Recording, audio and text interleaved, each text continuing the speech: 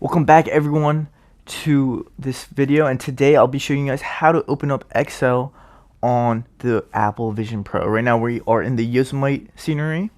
So if you want to open up Excel, the first thing you have to do is just tap on the home button on the Vision Pro, and we got the hub, and simply slide to the right where the app would be downloaded, and it's right there. I'm looking at it. I'm just going to simply click on it, and boom, we got Microsoft Excel. Now I can widen the screen, make it larger by just looking at one of the corners, and I can make it smaller by just dragging it closer.